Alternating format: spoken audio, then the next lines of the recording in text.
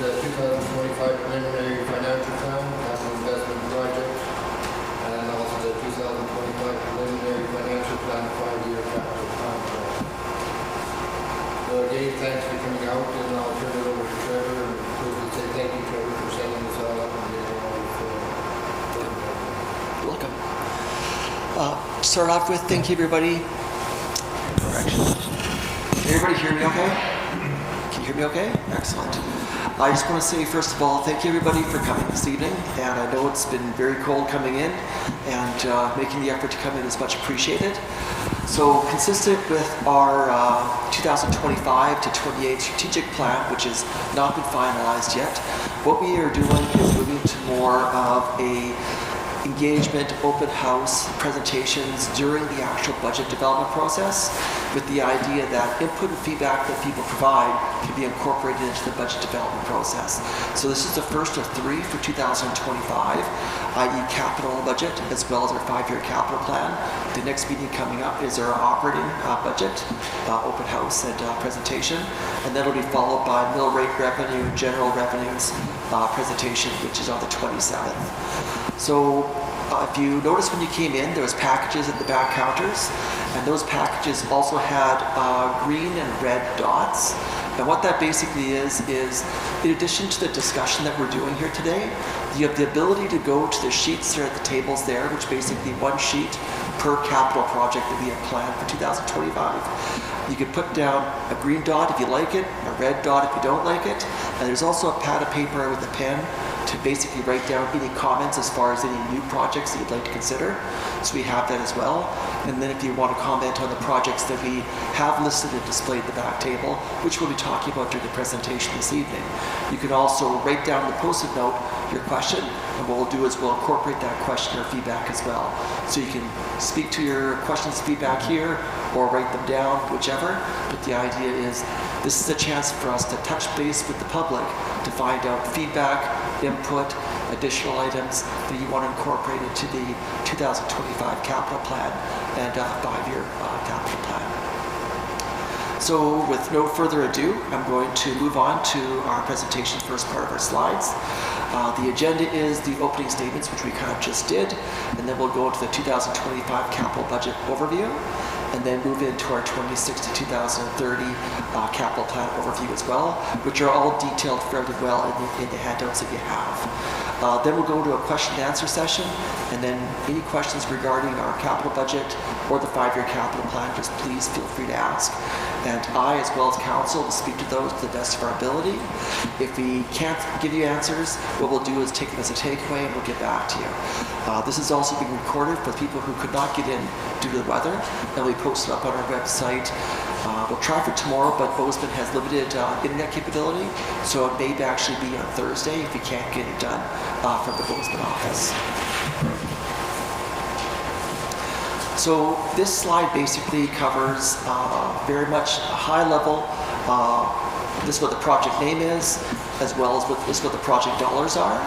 And basically this year we have estimated costs of $899,533,000 of projects, $458,000 of which will come from our general operating fund, as well as $441,533 will be coming from our utility fund. So we have basically general operating projects as well as utility projects, i.e. utility being the Minitonas water utility, as well as the Bowsman water utility.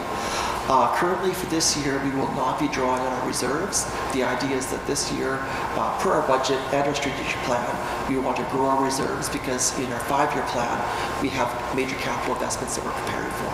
So in 2025, there'll be no reserve withdrawals, with the idea that we'll be instead growing those reserves for future years.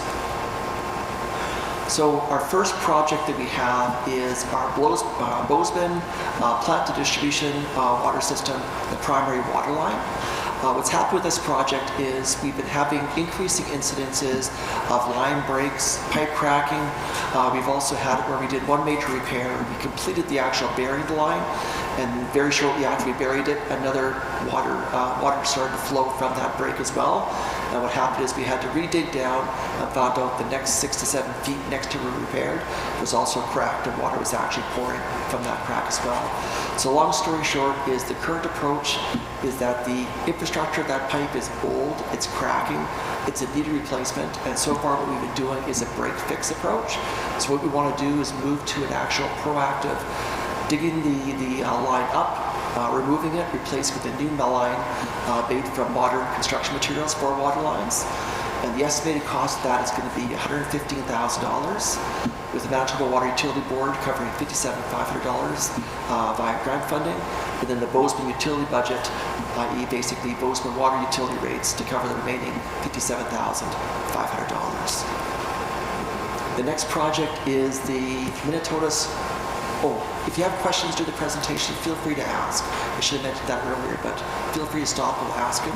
But there'll also be a question and answer session at the end of the presentation as well. So the next project is the Minitonas water plant backup power generator. Currently, the Minitonas plant has a gas-operated generator that does not automatically start. Instead, a technician has to go to the water plant, access the building, start the generator, and then also monitor it during its operation to make sure it maintains operating until the power failure that it's providing backup for actually the power is resumed. Now the problem with this is that every time we have a water failure, that time from when the power fails and when that technician gets to the actual water plant, there's a loss of water pressure. And when that water pressure is lost, what happens is the municipality has to issue a boil water advisory because there's a potential for bacteria to basically get into the water system. So what happens is generator goes down, there's a loss of pressure, we do a boil water advisory. The boil water advisory usually lasts about 5 to 7 days, perhaps longer, while the Manitoba government does daily testing of the water samples. And only after those samples come back as safe and satisfactory are we able to actually remove the water advisory, and then people can actually use the water without having to boil it. So one, there's a huge inconvenience problem, as well as two, there's a safety issue, which is the more important of the two. So what we're basically doing is this project involves replacing that generator with an automatic start generator, with the idea that the moment that a power failure is detected, it immediately kicks in, preventing an actual loss of water pressure. And that loss of pressure enables us to avoid having to declare the boil water advisory. So, i.e., it's replacing the generator with the new one, auto start, and we don't have to go through the boil water advisory risks and inconvenience. So the estimated capital cost for that project is $300,000. Manitoba Water Utility Board has committed to funding 50% of that at $150,000. And then basically we will also be going to the Manitoba Infrastructure Grant. We've already signed a commitment letter earlier this year, which will provide $150,000. So basically for this project, grant funding will cover the entire cost of the project. And we just need to actually figure out what the finalized cost that is going to be. So this is actually a good project that we're quite excited about. The next one is Minitona's Town Hall roof replacement. It's actually replacement and reconstruction. So what's happening on this is the town hall that we're in right now had the addition right over here added on. And unfortunately, the original town hall roof has a low slope to its actual roof. And then when it goes on to the addition, the angles actually changes to a lower sloped angle.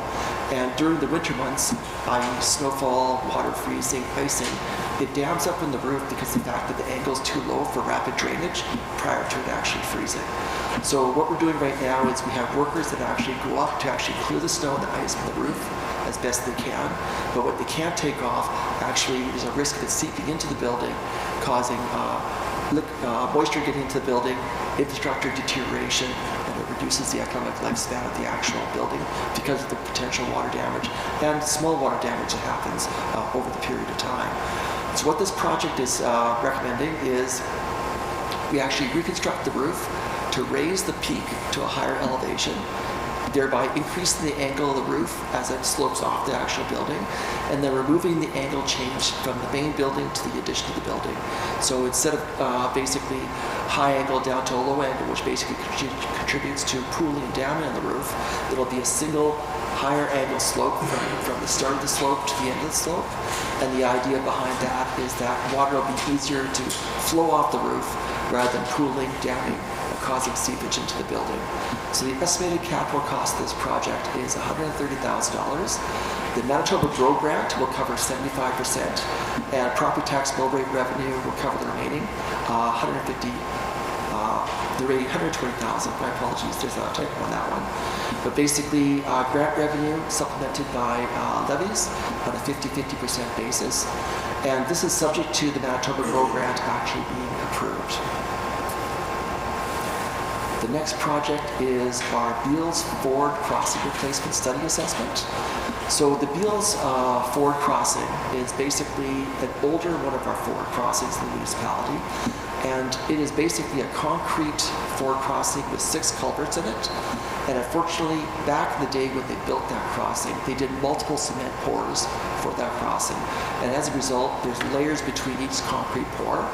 And over time, as water flows, the water gets in between the layers and between the actual concrete foundation as well as the actual road surface. So during also with the changing environment, during spring thaw as well as heavy rain events, the water flow that's going through that crossing is actually higher than what those actual 4 or 6 culverts can actually handle as far as flow through rate. And as a result, there are periods where water actually flows over the actual driving surface as well as through the culverts. So what's happening is water is permeating into individual concrete levels as well as between the concrete base and the actual driving surface. And as the seasons change, it freezes, expands, causing separation between the different levels of pores and road surface. And as a result, basically those are becoming bigger, it's deteriorating the bridge, and more water is seeping into the foundation, making it worse and worse. So you've got failing infrastructure as far as the foundation goes. You've got a large number of growing ruts on the actual road surface due to the fact that you've got the actual freezing and thawing continually happening, as well as the culverts themselves. They are limiting, this is Environment Canada saying, they're limiting the fish traveling up and down the actual river, as well as beavers like to actually, they hear the water flowing through the actual culverts, so they're damming on the one side where the intake is, which is further reducing the actual ability of the culverts to handle the flow of water going through.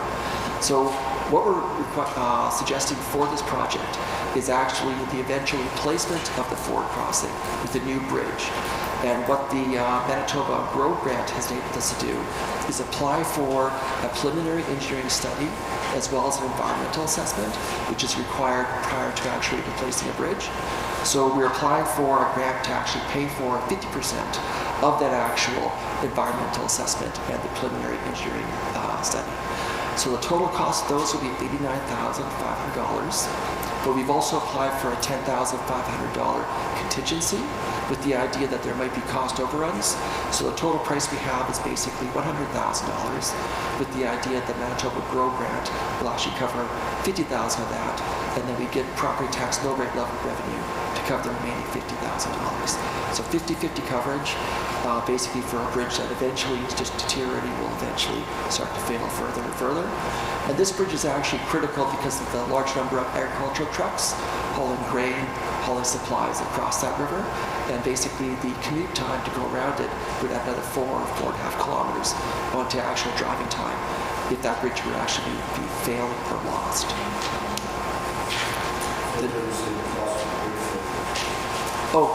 And that's the part, so we don't know what the cost of the bridge is going to be.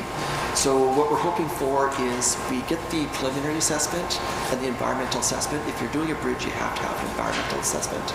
And then in future years, as grants become available for transportation, what we'll do is we'll utilize those studies to then apply for grants for the actual bridge construction.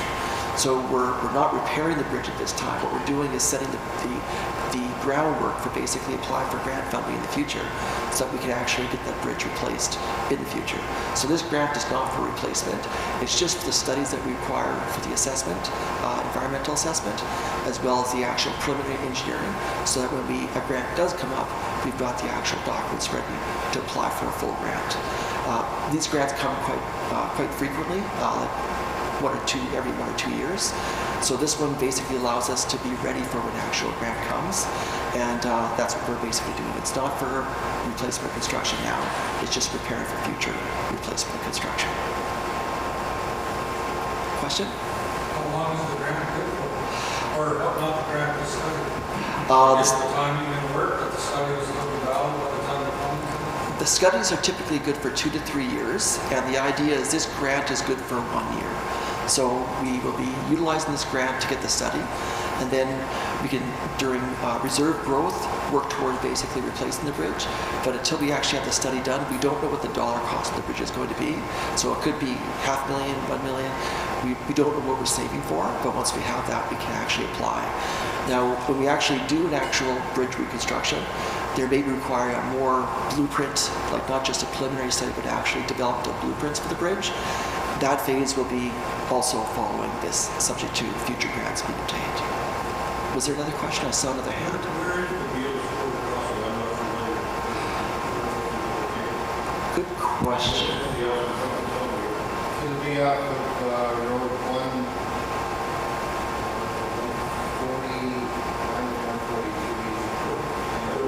I don't know the numbers really, where it all there.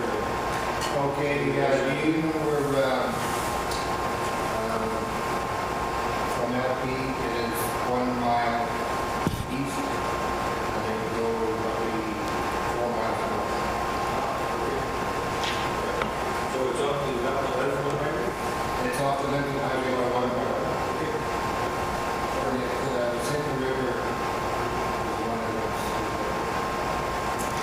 So for this project, as well as the Minitonas Town Hall roof replacement, in your information packages, you'll see resolutions that are being referred to because council has already approved applying for these grants.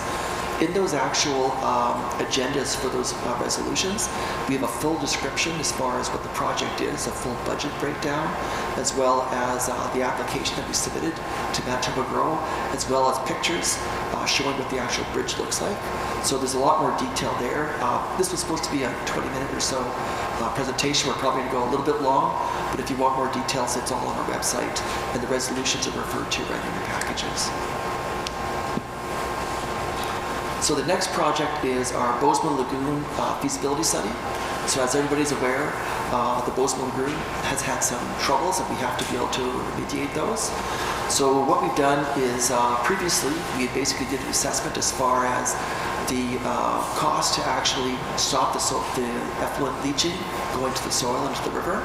Well, what this project is per council resolution before, we basically obtained approval, and the Manitoba Water Services Board had also agreed that we should expand the study to actually include decommissioning the current lagoon, as well as the construction of a new lagoon in maybe a better location, something further away from the river. So this cost is basically $43,033, as well as $23,500 for a geotechnical study, sludge survey, and environmental assessment. And the purpose of that is basically to look at alternatives rather than just repairing the lagoon. The idea being is the lagoon is very old, it's in a bad location. If we stop the deterioration or settling, it may occur in the future. So the idea of this study is based on the Water Services Board's recommendation. We're looking at how much would it cost and what's the feasibility of actually decommissioning the current lagoon and finding a better location to basically build a lagoon. It could be nearby the actual lagoon or in a separate location. And what we're doing right now is J.R. Cousins is working on complete that work, and that was actually approved by council previously during 2024. So this budget allocation is to pay for that study, which is currently ongoing. We have not been invoiced for this expanded study yet, but it will be coming up during the 2025 fiscal year. So this funding is basically for the purposes of being able to pay for that study. And then once we have that study, we'll be able to, in the future, make a decision as to repair or replace would be the goal of that for the Bowsman Lagoon. The next project is our nutrient buildings purchase. What we're doing is the Public Works Department is in need of more indoor vehicle storage, specifically for our handy van, as well as indoor material storage, because we're currently storing materials outside that we really shouldn't be, materials as well as some equipment, as well as we need more office space. Specifically, our foreman is working in one of our shops. It's an open area. Basically, there's no privacy of conversations or ability to work quietly because it's just a desk in the work area. So what we're proposing is that we buy the 3 buildings that are potentially for sale by Nutrien. They're looking to sell those buildings and basically lease the land upon which those buildings are located, and then basically install better insulation in the actual vehicle parking bay building, and then utilize that for public works operations. So at this stage, we've got it estimated. It's estimated because we have not yet negotiated a price or a potential price with Nutrien. Estimated cost of $50,000. An additional $18,000 for insulating the actual parking bay building, as well as installing a heater to keep that facility warm, so that the heavy van can have a warm place for parking. And then basically an annual land lease expense of $2,000, which is just for the land. So the property tax mill rate revenue, we estimate $70,000 for 2025 to basically finance that purchase, those building renovations, and that 1 year land lease. And then in the future, it'll be just the $2,000. So for those who aren't aware, we're currently renting a space in the winter for the handy van, and the cost of that is $800 a month. So we will get some offset savings there, just because the fact that the van cannot operate if it's parked overnight outdoors. The lift does not work in the van.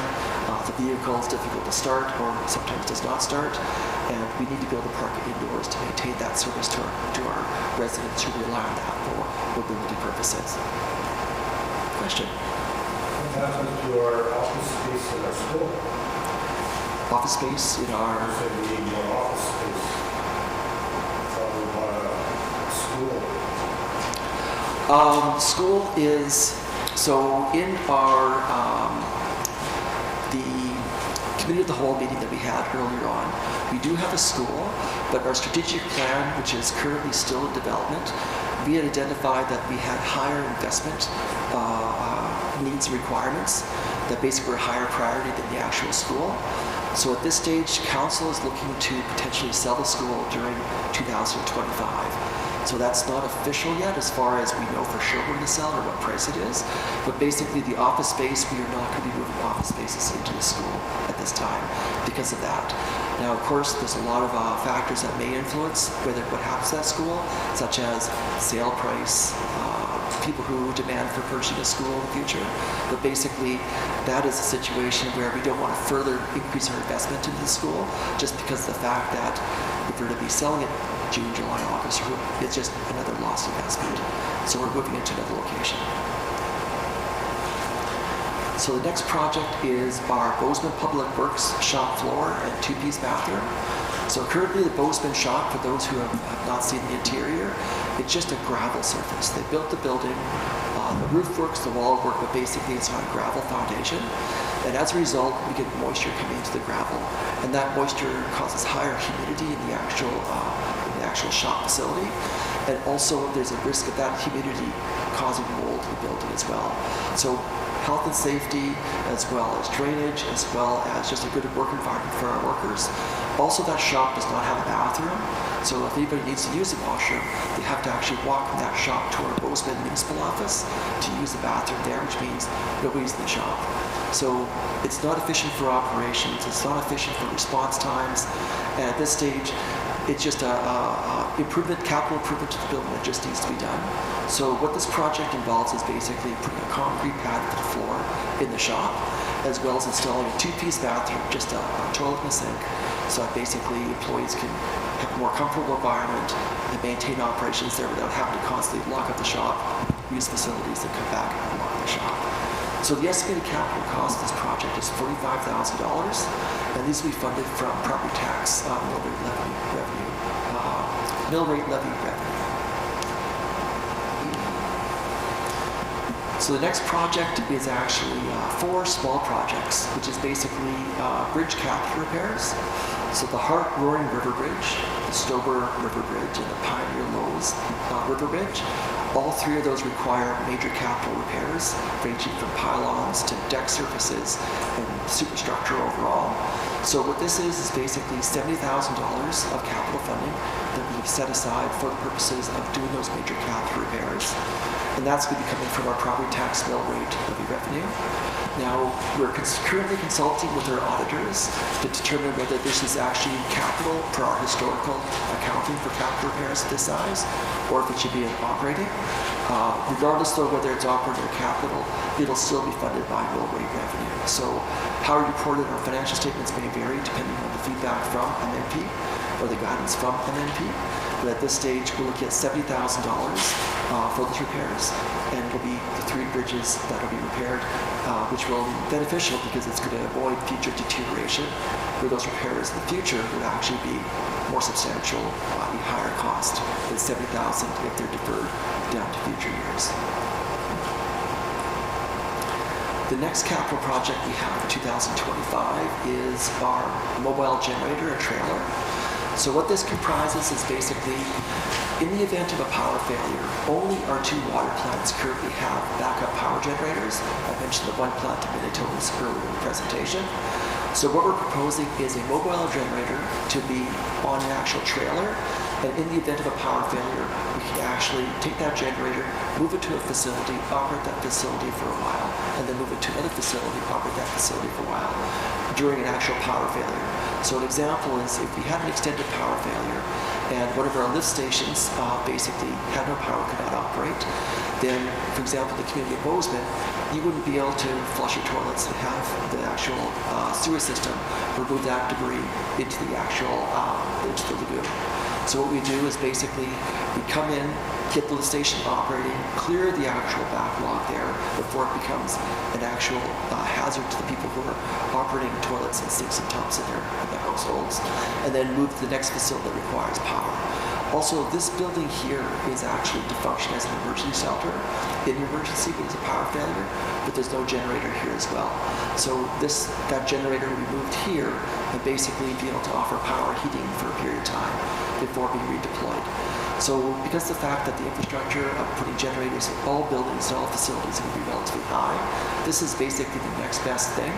In the future, we may look at adding other generators for buildings, backup generators, but for the time being, for 2025 fiscal year, we're looking at basically a mobile generator because it can cover all needs to some extent, rather than leaving one building or one infrastructure facility in need of power that we actually can no longer use after a period of time, or relying on contractors that come in who may have longer wait times because the demand for their services elsewhere in the valley is high because of this exact same environmental situation that's occurring.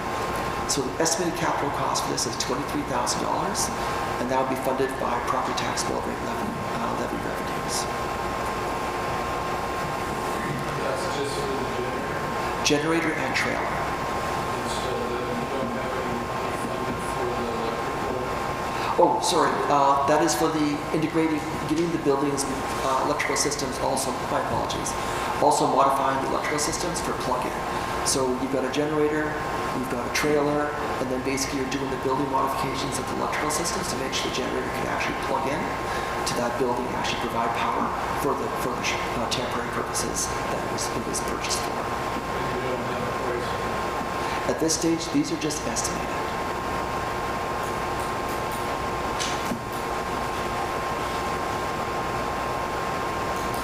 So the next budget item is Municipality Facility Security System Upgrade. So I'm not sure if everyone's been aware, but the amount of break-ins into buildings, into vehicles, as well as the amount of property theft and crime has actually been increasing during 2024 as well as 2023.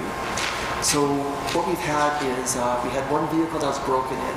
Two, they tried to steal the vehicle. They basically broke the steering column trying to access the ignition system. They also broke the actual lock getting into the actual vehicle.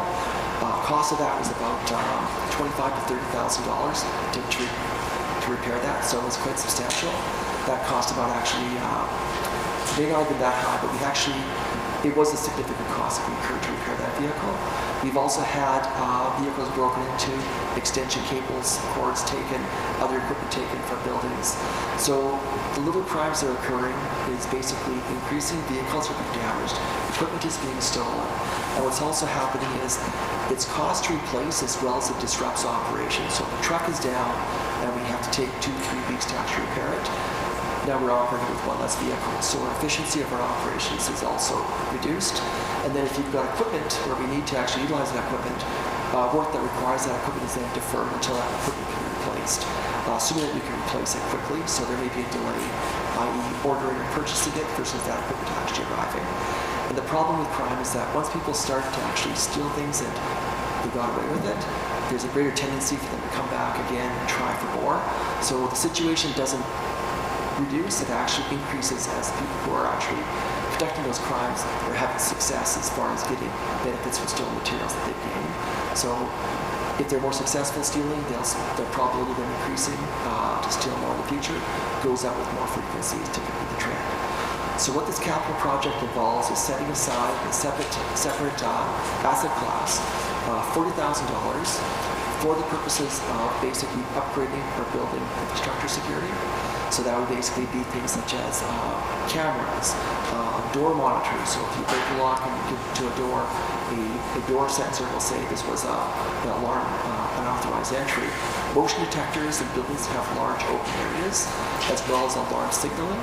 So basically, when the alarm goes off, it doesn't just go to someone's phone or a siren goes. It actually goes straight to the RCMP, and they know that when this alarm goes off, basically they've got an incident of intrusion or break-in. So the idea is that through investment in this security system upgrades, we can reduce the actual crime and damage to properties that are occurring because of the fact that criminals are continuing to conduct thefts as well as property damage.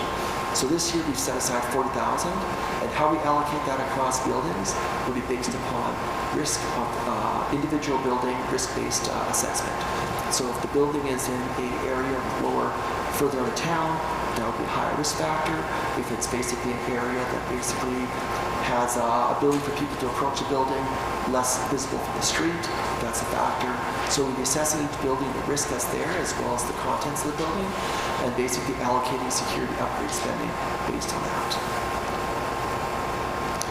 The remainder of the projects are basically just 3 small projects. One is a one-way plow blade purchase for grader number 3, a plumber's scope camera, so we're less reliant on contractors to come in to do our scoping of our various water lines, sewer lines. And the idea there is we don't have to wait for them, so it allows us to speed up our operations. Plus, if we do it ourselves, we can lower our costs. And then, of course, the Minitonas water well construction. The construction work's been completed, but we have further integration work to do as far as getting that second well integrated into our plant system. And the estimated cost there is about $10,000. So that completes the 2025 capital budget items. We're now looking at the 2026 to 30, i.e. 5-year capital plan, capital projects. So in this area, it's basically 5 years of spending. We're required to develop a 5-year capital plan by federal government annually, i.e. we develop and update each and every year. And what we're looking at is $5,365,000 of investment to occur during the years of 2026 through to 2030. And this will be coming from operating property tax levies, $1,156,250, reserve withdrawals of $375,000, borrowing through a debenture with the Manitoba government of $1,950. That's primarily going to be going towards our Bowsman Lagoon, as well as the purchase of a new grader, as well as other, which is basically going to be grant funding. We're going to utilize the grants as much as we can, because basically it just enables us to do more with the dollars that we spend. And quite often, it's every dollar we spend, we get $2 of purchase or $2 of construction value. So our investment, we double the effectiveness of our investment through actual utilization of grants. Do the grants come from like FCM? Most of the grants? Most of the grants are coming from the Manitoba Water Services Board. We also have the Community Infrastructure Fund. What that basically is we have 2 years, actually it was 3 years, but now it's 2 years of grant funding on a per capita basis. So we're utilizing those heavily. But the FCM Green Municipal Fund, currently there's no grant applications in process for those. So if that's what you're kind of inquiring about, the answer is $0 from that source. Okay. So the first 5-year capital plan project is our Bowsman Lagoon replacement. And this one I've already touched on. I know council's discussed this one quite several times during council meetings. And the idea is it may be more efficient, it may be more cost effective for us to actually replace our lagoon, i.e. decommission it, and replace it with a new lagoon that is located, as I mentioned before. So this is basically money that we've set aside in our 5-year capital plan in the event that we are actually going to be replacing the lagoon with a new lagoon, i.e. extend the lifetime of the lagoon rather than just simply constant capital investment repair to get a few more years of the existing, that existing infrastructure. So we're currently estimating $3,250. $3,250,000, and of that we'll get partial funding from Manitoba Services Board grant of $1,625,000, Canada Community grant of $375,000, the debenture I mentioned earlier of $1,050,000, and Bowsman Utility Reserve of $200,000.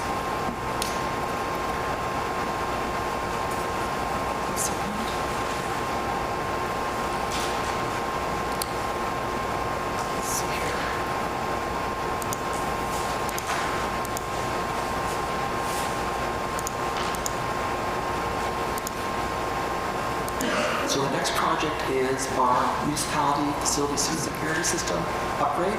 So very similar to what we're doing this year. Basically, in the 5-year plan, we're actually setting aside another $40,000 to continue that trend of investment. And that basically would be $40,000 from property tax levies. And basically the idea is to continue the work as far as security system upgrading. So what we're doing is rather than spending it all in 1 year, we're spreading it across 2 fiscal years. The next project is a new grader purchase. We've got one grader that is actually aging, requiring increasing repairs. And during 2023, one of our repairs was $53,000. That grader was down for quite a while. That $53,000 was not budgeted, so basically it did impact our ability to spend in other areas. So what we're proposing is that we buy a new grader, basically in the AMM conference that we had in the fall of 2024. We recorded roughly $700,000. From that, we will be financing, we're intending to finance $600,000 from debenture funding, i.e. getting a loan with the government debenture for $600,000, and then municipality reserves to cover the remaining $100,000. And this will basically give us a new grader, full warranty. So basically, it's going to be less likely breakdown. If there's a breakdown or out-of-pocket expenses for repairs, and maintenance on it will be lower. And what we're going to do is, rather than trading in the existing grader, because we already know it's operating to some extent fairly well, we'll basically, given its age, what we're going to do is retain that grader as an emergency grader. So if a grader that we have currently 3 in our fleet, so we'll go to 4. If one grader is down in Swan River for maintenance or repair, basically we'll operate the older grader as a backup to the grader that's in for service. Or if we have a major snow event, like major snow, we're required to get all of our graders out, we can actually activate that backup grader to help out with the 4, just to clear the roads and streets a bit faster, just so people aren't stuck in their homes, can't go home, and basically suffer from the impact of a storm for longer than they should be. The next project is a new mower tractor. So at this stage, the municipality current mower tractor is aging, requiring a significant amount of repairs. This is an actual extra expense to the municipality. So in 2028, we are planning to purchase a new mower, and the estimated cost is $200,000. And basically, this will be funded by property tax levy revenues of $125,000, and municipality reserves. And this is because by 2028, our reserves will have grown quite a bit more than they are right now. So we'll start drawing on that reserve for this project. What was that? That's a tractor itself to that before. Where now? It's got roughly between 12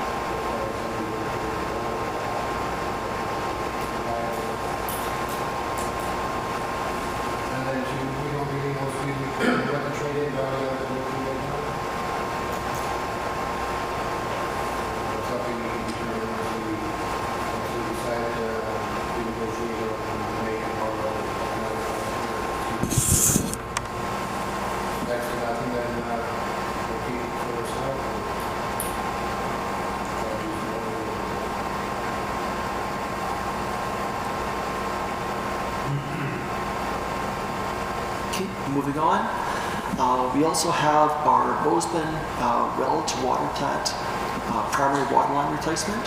So I mentioned in 2025 we have a capital project for replacing the main primary water line between the plant and distribution system. Well, the line between the well and the actual water plant is of the same age, built to the same materials, and it's also deteriorating as well. This actually is about 1,800 yards estimated in length. So for our 5-year capital plan, we've included the replacement of this line as well, because again, if we have a water failure, how long that's going to be for, it's causing boil water advisories due to lost pressure as well. And the estimated cost for this project is $517,500. And from that, $258,750 will be coming from the Manitoba Water Utility Board grant. Bowsman Utility Reserve will cover $50,000 because we'll have built up the reserves by that time. Also, we'll be drawing on Bowsman Utility budget, i.e. water rate increases, for $208,750. So at this stage, that project is quite substantial, but it's basically in the same condition as the pipe that's between the water plant and the distribution system. The next project for our 5-year plan is a heavy-duty semi-western Star truck purchase. And basically, the municipality's current heavy-duty truck is aging. It's requiring significant repairs and maintenance, and it's in need of replacement. So what we're proposing is that it's operating still well now, but it is deteriorating as far as its condition and operating effectiveness.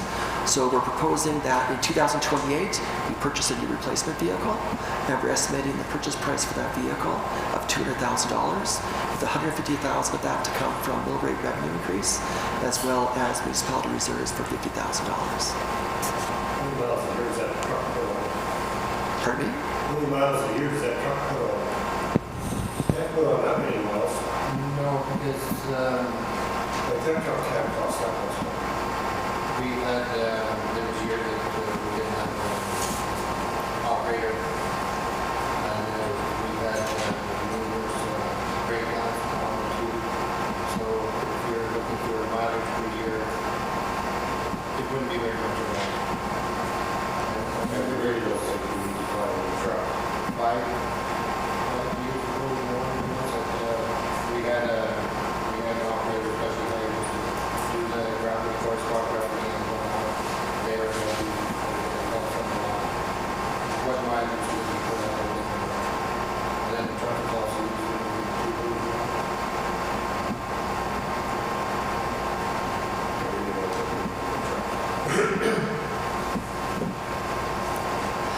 So we can put that to the discussion Q&A part, and then you've got your red and green dots.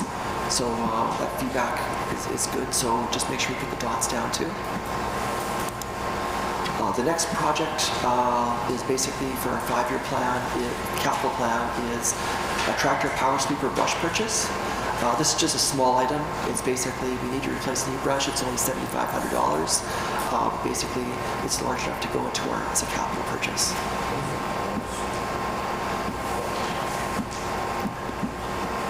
Power sweeper? No, he actually don't. Oh, excellent. Perfect. Thank you. And then the next project is the purchase of a sidewalk planer. So for those who are aware, our sidewalks in Bowsman and Minitonas are fairly old. They've been there for quite a while. We've had settling for quite a few years, probably decades, underneath the sidewalk panels. So what's happening is some pads go down, some pads go up. So you've got elevation differences between the pads. Also, some pads are cracked, and along those cracked surfaces, there's also elevation changes. So what that does is it causes trip and fall hazards. If someone does trip and fall on an elevated crack, say for example, someone going for a walk in the evening, the municipality is liable for that. And basically, that individual has full right to sue the municipality for damages, and what those damages would be is very subjective based on how that court process and application and their lawyer what they ask for goes.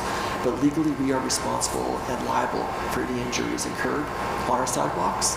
Also, as those pads rise and fall, the pooling of water between cracks creates ice sheets or ice sections.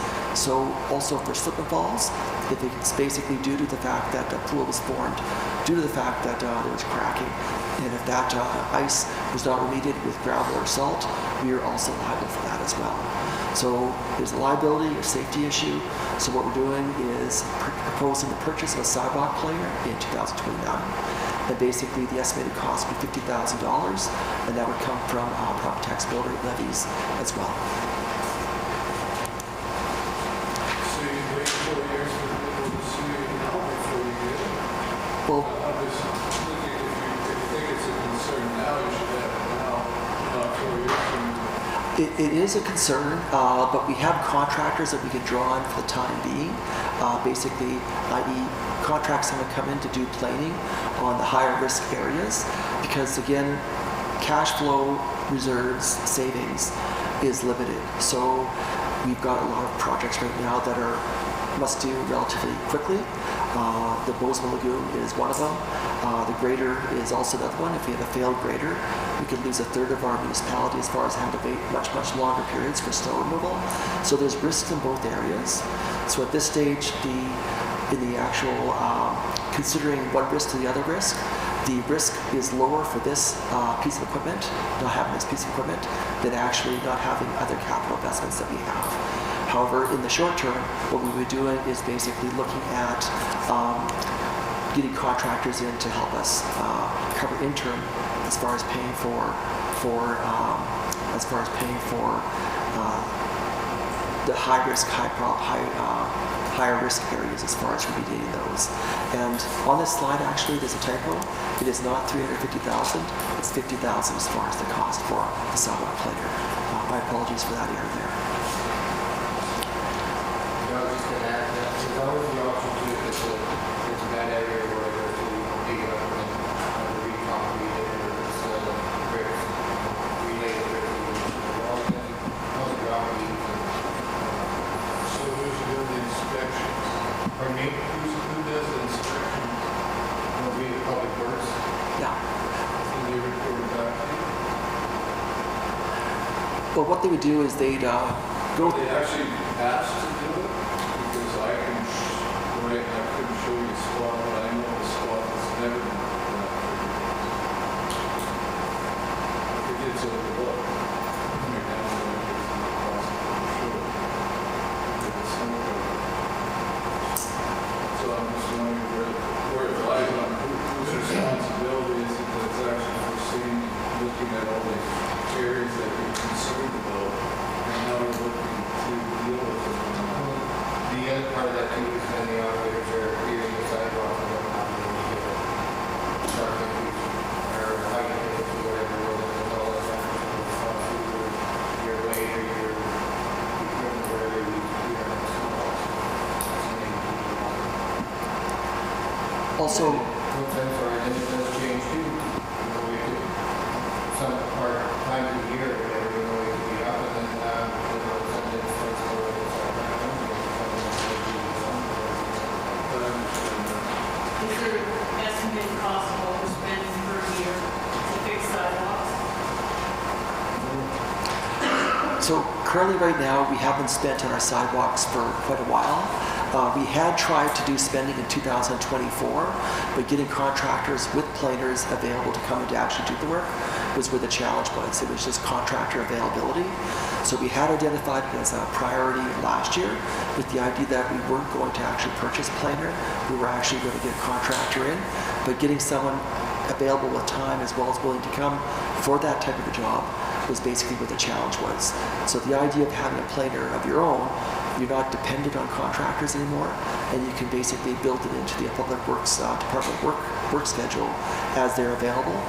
And also for the actual inspection of the sidewalk, it's relatively easy for a Public Works person just to walk the sidewalks in each town, spray paint where the actual high spots are, take a picture of it, and then basically develop a schedule as far as what are we going to plane this month, next month, and that month through the actual summer seasons. So again, this was a priority we identified in 2024, but we just didn't have contractors able to do it, and we didn't have the equipment ourselves to do it ourselves.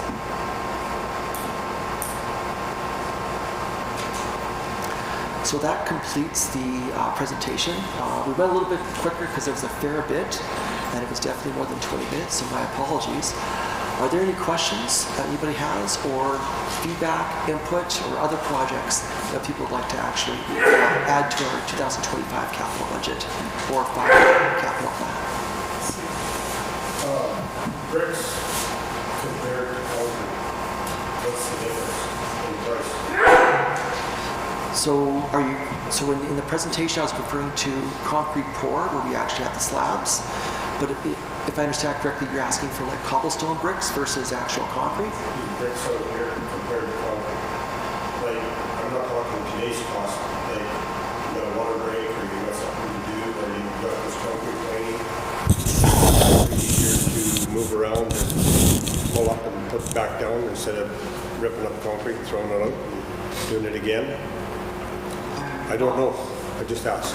I'll take that as a takeaway because I don't know what the cost difference between bricks and concrete pouring would be.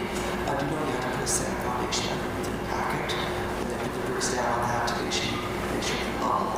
But the cost comparison of the labor and the sand, the actual bricks versus the concrete differential, I don't know what that is at this time. I can't do that as a takeaway.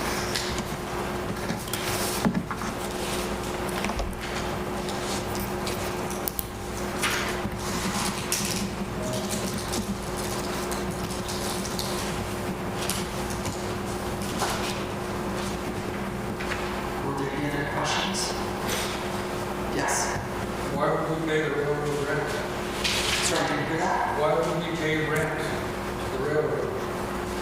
So if you're referring to the nutrient buildings, the land there is not actually nutrient land. It's actually on CN grant land. So what the nutrient does right now is it's their buildings, but they don't own the land. So basically what they do is they pay an annual lease payment to the actual, to CN for their actually on the land. So what we're proposing is that we buy the buildings from nutrient, make the appropriate renovations for insulation and heating, and then also assume a lease. So basically, we do the same arrangement as them, and basically be leaseholders to the actual CN. But is CN actually asking us to pay rent? Like, do they not pay taxes? Well, typically, my understanding is that CN charges a lease amount that enables them to offset the actual property tax. Well, I'm sure they do charge nutrient, but just because they charge it doesn't mean we have to volunteer to pay. Why are we paying rent for something they're not using? And not, are they maintaining it? Do they even want it? Well, if we purchase the buildings, so if we purchase the buildings, So we would own buildings on land we don't own. that is correct. That is the current And now we're gonna pay rent for it. Why are we paying rent? Have we asked them if they want rent? Like, are we just volunteering? Maybe they want it. I'm just asking, like, are we just volunteering to pay the rent? They're not using it. Do they mow it? Do they maintain it? So Maybe they just want us to have it. So it's that very well may be the case, and when we acquire CN Rail, we will be actually have that discussion. So at this stage, we're just estimating. Yeah. So once the actual budget's approved, basically we then have the authority through the actual budget bylaw approval for us to proceed with those discussions with Nutrient as well as with the CN Rail. If they say they're good with not paying land lease, I'm totally in favor of that. Yeah. Just why volunteer? Well, in the budget process, we try to be conservative, so we're just assuming that if Nutrient is paying roughly $2,000 a year, that we'd be required to pay $2,000. We're not offering to pay $2,000. I very much prefer $0. But basically, at this stage, to be conservative, we're assuming that basically what they pay is what we have to pay. I'm just, everybody that would read that presentation, I would think, would take it as a given that we're paying rent. Why would we go into it in a negotiation, assuming that we're going to pay rent? Let's go and assume we're not. Let's go and assume that they might pay us to take out their assets. So going through negotiations, I totally agree. I'm not assuming that we'll pay. I share your opinion on that, but for budget purposes, I have to make sure that funds available in case we have to pay rent. Or not rent, we have to pay for it. So we're not. It's a land lease. Yeah. Does the gym at the school, does it have a concrete floor? Is the gym at the school on a concrete floor? I believe so, yes. I think I put trucks in there. I'm not sure if the school gym can handle the big trucks. What's the question? He wants to know if I understand the question correctly, Nelson, you're asking the question that does the gym floor of the school, is it thick enough, smooth enough concrete to accommodate the weight of a vehicle parked on that school floor? I believe not, it's a crawl space. I have no idea. I'm just saying, it'd be relatively easy to put in a couple overhead doors, right? And you have a heated building, they're just a thought. Second, just because numerous people in the community talk about the handyman and then place to park and the challenges with that, could you not get a minivan that is, that has a ramp in it and just change the vehicle type that you use? So you're saying buy a new vehicle to accommodate those residents, or? To replace the handyman, the existing handyman with a minivan that does wheelchair accessible. Without just, again, you could store that in a car garage, you know, you wouldn't have to have a special. Well, the car garage, it's a little, you can't go to your regular house and store it because it's too tall. Why not? I was approached by the RM and they asked if they could rent a spot to park in my garage. How high is your garage door? That's my point. Well, no, like I'm saying, it's not your regular vehicle height. It's actually taller than an actual typical I vehicle. realize that. I'm saying, my garage door was 10 feet high. I don't know how high the handyman is, but I've had this conversation with somebody from the town. So, again, just throwing it out there. Okay, so we're currently renting a spot for the winter months right now for the handyman. Now we could, if I understand your question originally, is that we're saying buy another vehicle to accommodate those residents. At this stage, the handyman is still operational, and You said it's not. You said the lift doesn't work. no, what happens is at minus 45 wind chill, the ramp doesn't work. In minus 10 to plus 20 or whatever temperatures, it works fine. But if you've got a vehicle where basically it's in minus 4 and it's been parked overnight, the ramp does not work as well. It needs to be parked indoors for those winter months, which is what we're doing right now. We're parking indoors for the winter months, so we can still provide those services to those residents. As far as buying a new vehicle, the reason why we don't want to go that direction right now is because the existing handyman is operational. And the number of residents that we actually service isn't a large quantity of people. So to buy a new vehicle to service only 1 or 2 dozen individuals. I realize that my point is you're going to spend how much to buy those buildings to park the handyman in. Whereas if you've got a smaller vehicle that you can park just about anywhere, that might be a cheaper solution. Well, it's not just for the handyman. So that bay is large enough for a wide variety of our fleet vehicles. So the handyman would just be parked there during the winter months when it's too cold to operate without being parked indoors overnight. For other times of the year, the handyman doesn't require that parking. We have other vehicles that we can actually park there. So the idea is it's not just for the handyman that we're looking to purchase this building. It's for a wide range of fleet equipment vehicles. But the handyman is just an example of what we park there during those months. And we're currently paying up to $800 a month to park it for those months at the shop. Sorry, my legs were going numb. I have to stand up. So how many vehicles would be needed, would a garage be needed for? Can you give us a number of how many vehicles need to be parked in those garages? Well, right now we have the handyman would be one example. Backhoe would be another one that sits outside. Sometimes the trucks, possibly, if it's open, greater trucks. Probably 4 or 5 for sure could be put into it. Yeah, you know, the street sweeper in the winter could be stored in there. It could be used, just definitely, a lot of stuff. How big is the shed? I'm not exactly sure how big it is, but it would be probably, I'm not sure. Can I say something about the handyman? Absolutely. Thank you. There you go.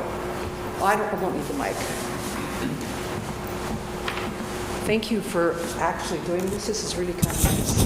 You to be part of what you guys actually do. You know, it gives us an opportunity to really, you know, see what you're doing, and it gives us an opportunity to speak too, right?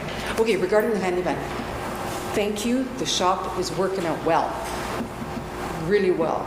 And even though it's been really cold lately, the lift has been operating well.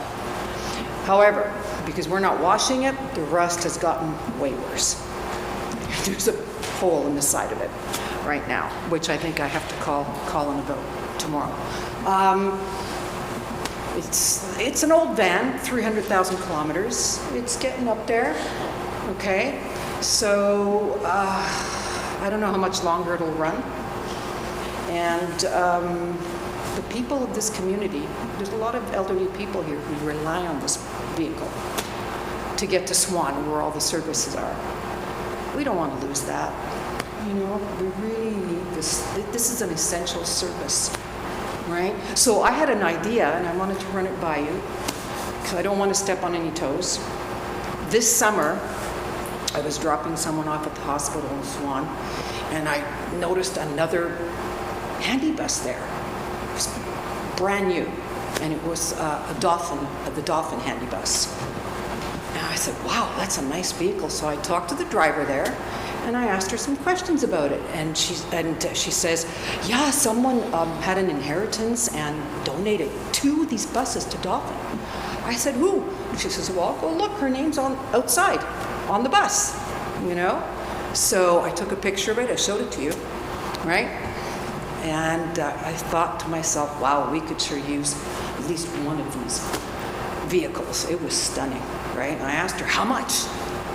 And she said, $180,000. But it was gorgeous. And so I thought, why don't I put it out there somewhere, somehow? Let people know that we could use a new bus sometime soon. And let people know that we could use their help. And let them know. Maybe there's someone in this area who may actually do that for us as well and have an inheritance, you know? But if we don't put it out there, no one will know. So I thought about writing, a letter and putting it in the Star and Times and saying nice things about this service, how much we enjoy doing this and what the need is, and just letting them know, hey, if there's anybody out there who wants to help, please do.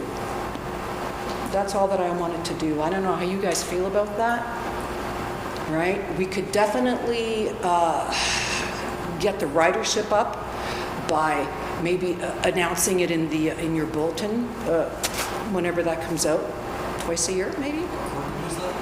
Yeah, new newsletter, yeah.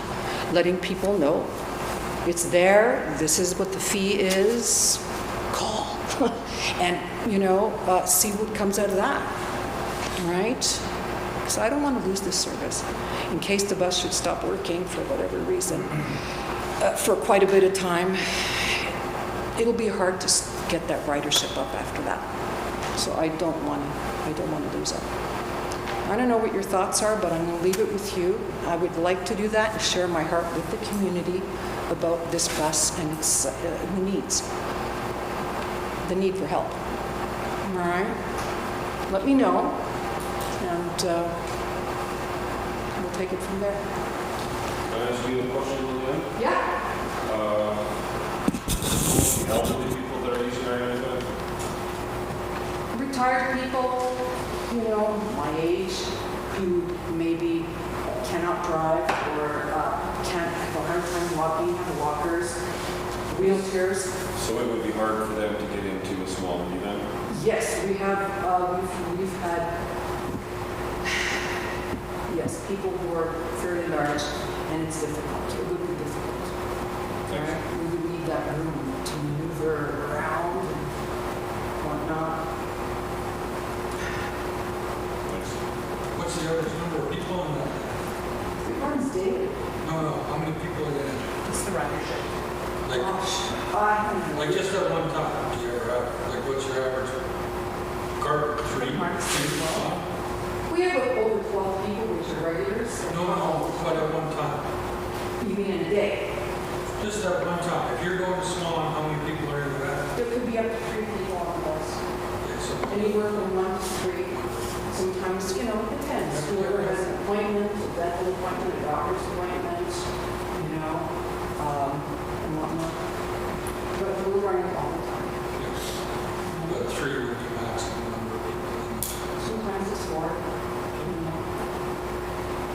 think your idea sounds excellent. You have to put it out there. I think we need to put it out there, and I think there's could be some fundraising to go into it too. Like there's options out there. I don't think, yeah. How much does it cost to take handguns to Swan River? $10. $10. The person can go there and they have 2 stops and they're taken back home. That's cheap. You know? I guess, yeah. I just think, I guess I think different. They're paying taxes on this country, in our Swan, in this area, so why are they paying for us to take them to Swan River? Good question. Like those are our, what would you say, older people that have served this area for how long, and we're charging them to take them to Swan River? It just seems wrong to me. That's my opinion. When we moved here, this is what attracted us to this area, was the fact that we had this campus. Because we have no family, it's just my husband and I. You know what, we're getting on age, and one day, who knows, we're going to need to use that service.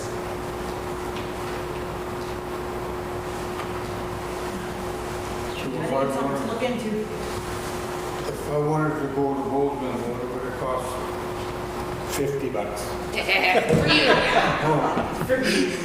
Isn't it cheaper to go to Bowsman than to Swan?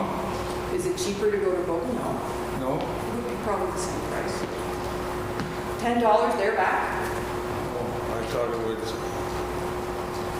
different rating. Per mile. Swan Well, River because- charges because- by the mile, and it's pretty pricey. You know, we have people who have, I have people who Benito who want to call them the Swan River bus to go to, I forgot where. And they called us and said, I can't afford $160, you know? But you charge per stop in Swan River? Yeah. What is that? $5 per stop, but the round trip is $10 there and back, and they have 2 stops. 2 stops. for Anything $10, more, it's $5 You go more. to town and back, and you get 2 stops. Yeah, Yeah. It's cheap. that's really. See, the government used to subsidize it. Yeah. Now the ridership is down, so Yeah. that's the whole. So working on raising the ridership is probably the best idea. Yeah. let's Yeah, do the that. ridership's below what they, A lot of people like, Consider. don't know about that service. A certain percentage of that ridership had to be for medical purposes. That was the one contingency and get it. So what happens if you go to a doctor's office and you stay there for 2 hours before the doctor sees you? Do you wait in Swan or do you? Depends if they got another job. He's asking you what you do if somebody waiting. We for wait. doctor's office. We wait. We wait, right?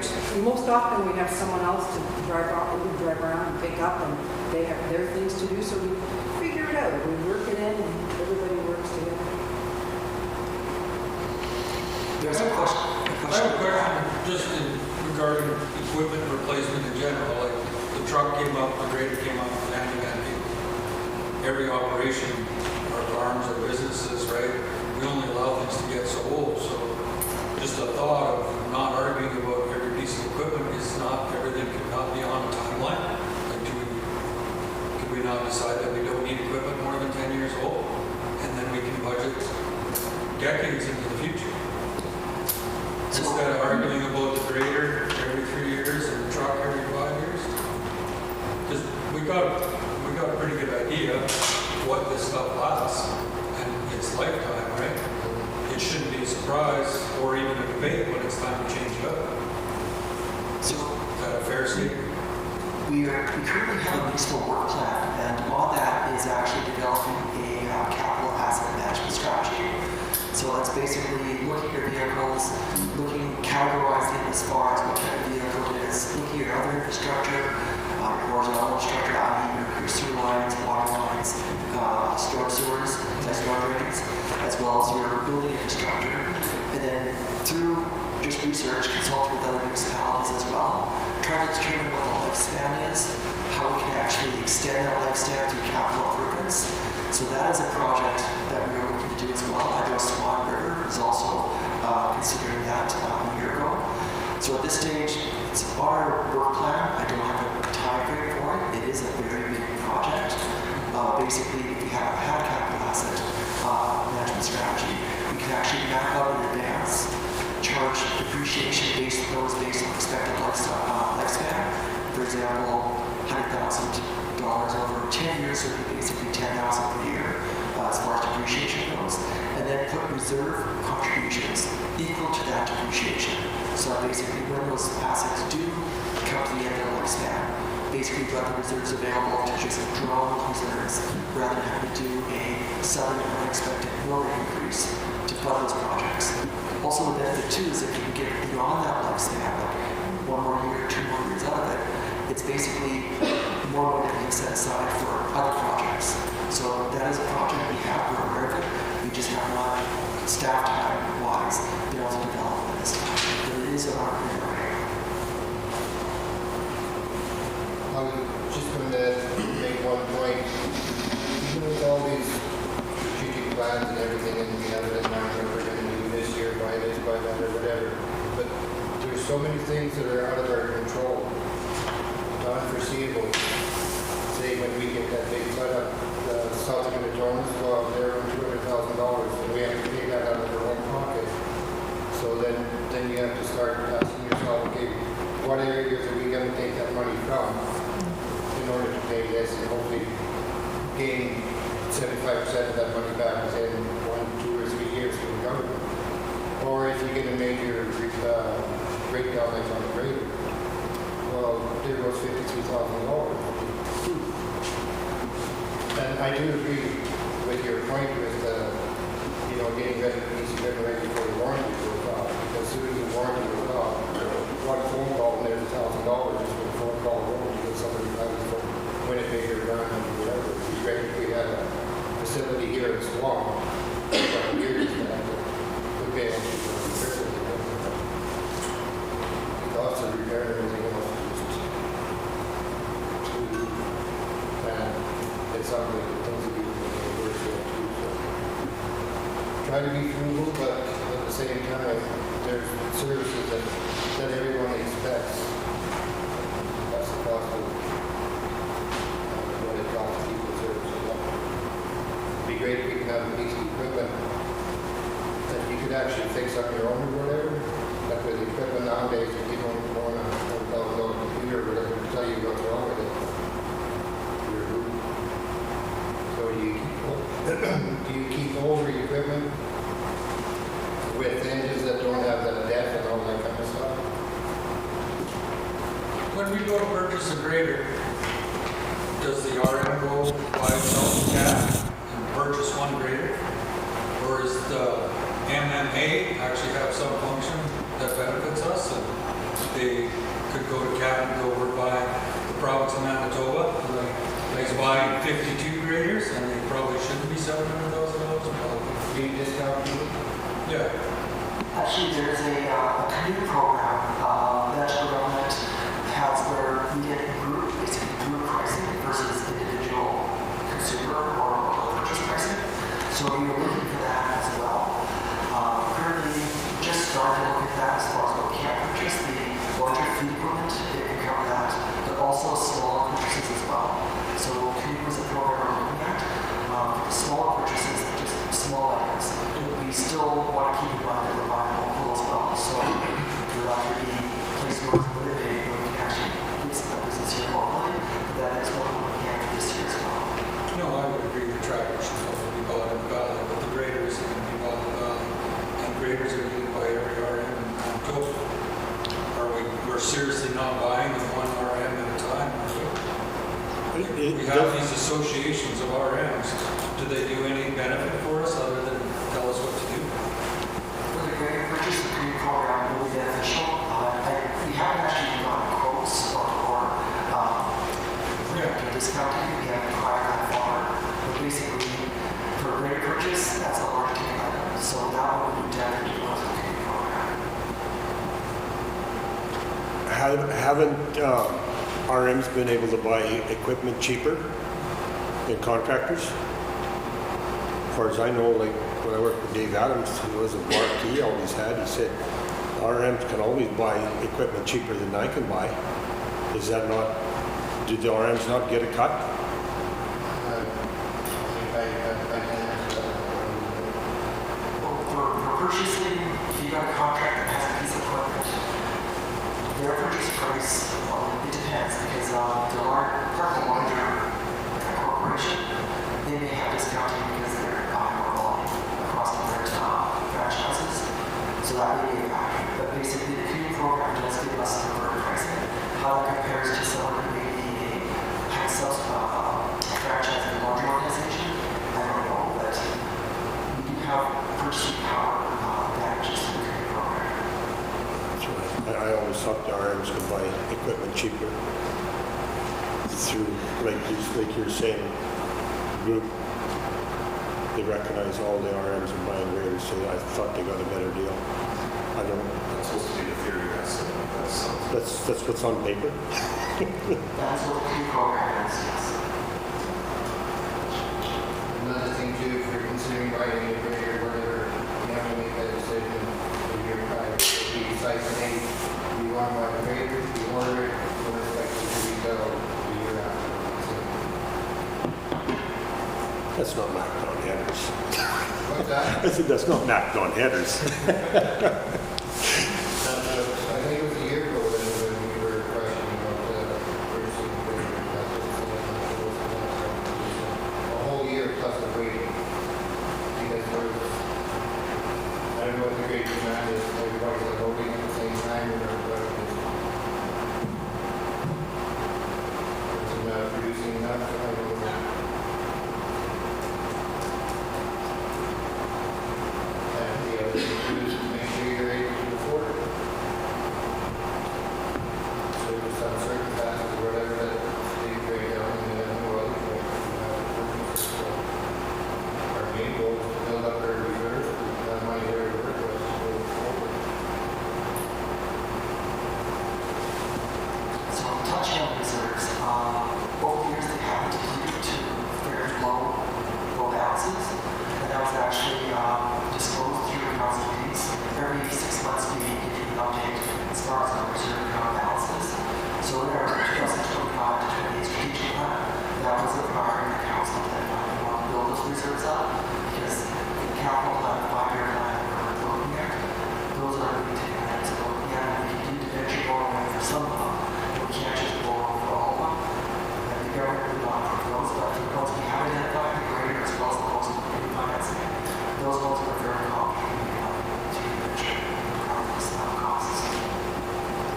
And that changes every 4 years. When the council takes it 4 years, build up the reserve and have everything all ready, the next council will come in and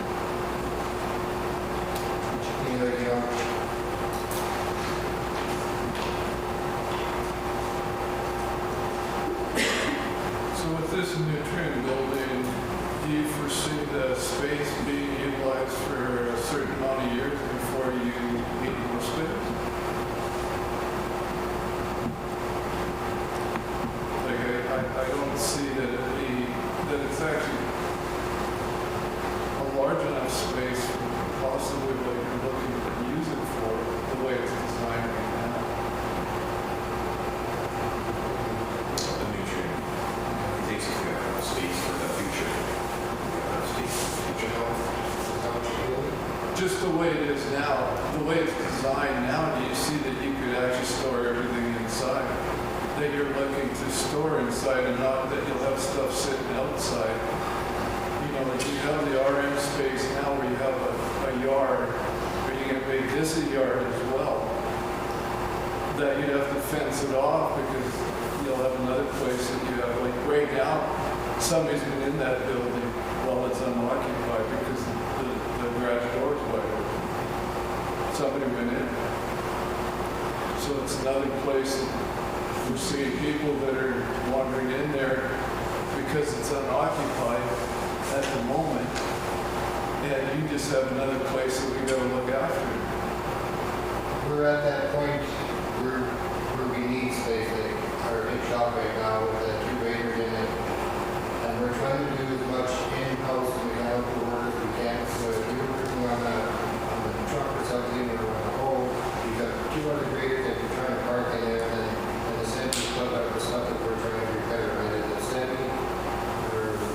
town trucks or whatever other piece of equipment, it's really tight. We're leaving the equipment outside even. And everyone knows that if you got a decent piece of equipment and you keep it out of your shelter or whatever, trying to cover it, it lasts a lot longer. Just outside. Well, I'm just wondering if it doesn't pay to build on the site, the RM site, with a bigger building. Like to make that onto the shop that's there now. Yeah, that was considered, like, we need to make our yard wider to begin with, because it's so difficult to get graders in there with everything else, so the only way that we could actually expand would be to continue on with the building at the back end. You couldn't go too much wider. Well, I've seen it done in Swan at the old John Deere shop, where we built on the back side. 2 months later, there's an extension to it. Bull sheds aren't hard to put up nowadays and insulate with spray foam. But there's the next capital investment that you get forward. But you won't do that for 50,000. Pardon me? You won't do that for 50,000. Yeah, they will be stuck with a building they can never use later if you expand somewhere else later, because no one will buy that. It's been sitting empty now for a year and a half. The town buys it, it's like the school. You buy the school for $1, you spend $100,000 on expenses. Security is $30,000 a year in expenses. To me, the best thing you can do to the school is tear it down. Bulldoze it down and just keep the gym. You'd save us a pile of money if you spent the money now just to bulldoze it down and haul it to the dump. Or we sold it. Who's wanting it for a box? Nobody's offered to buy it. I think we should, the salesman should at least list it to find out. I see someone who says, acquisition or whatever, so, that involves listing it, see what's on the market, see what you get for as far as the school goes. With the new tree building, it's right now the public works department says that they can utilize all the space in those buildings. Those two the office, the storage facility, as well as the parking bay. So at this stage, the purchase price, $50,000 will be estimated, and we will get more to negotiations as far as lower price. So it's the purchase, buy, or build. The law is based on our public works department is that we can actually use a better value to actually purchase. But basically, it's not like it's going to be spaced out empty, it's stated that utilized. And you're right, empty buildings that are sitting empty, those are targets. That's always going to happen. So if we're in the building, you guys can reduce the risk. And part of our security upgrade would be for that building is purchased. Do you know how much land comes with that property? Not exactly. Well, that's from the road. I don't know what the legal distance that the railway won't people off the track compared to our road, so we get 64 feet. I don't know what I have another thought to that. If you did purchase it, is would you be willing to make space for, you got a bylaw that you're putting in place for truckers that can't idle at night? That could be a utilized parking space for truckers in a space where you're farther away from houses. that's an option where you can. Where you give them an option to be able to park a vehicle there and let it idle all night where it's not in front of someone's house. Yeah. To add that to what you're considering if you're looking at this bylaw, and it'll make a few people upset, but if you give them an option to park somewhere, because we used to have people park in our shop years ago when they needed to. It wasn't in anybody's way, they had us across the road, but he was the only one that heard it. Yeah. Yeah, I was thinking that, feedback and everybody asking questions about it. So you're making a bylaw so the trucker can't idle his truck at night? In town, Because we want to kill the working man? Yeah, exactly. well, UN agenda. What's wrong with the guy idling his truck overnight? Nobody, so then are we going to start a noise bylaw for when you guys have parties at the rink? Maybe not you guys, but you rent the rink out. I'm not complaining, but there's nights we can hear the party going on all night. I'm not complaining, they're having fun or whatever.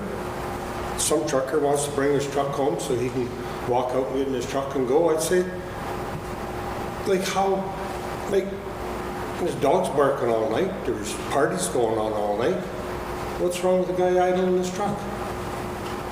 They're working on a bylaw for that too, at 10 o'clock to be quiet, or 11. 11 o'clock, actually. I think that was already in place. No, I'm just wondering, like, you know, like a guy's trying to make a living. They did that, I know they do that in lots of towns. That's who they target, the working man.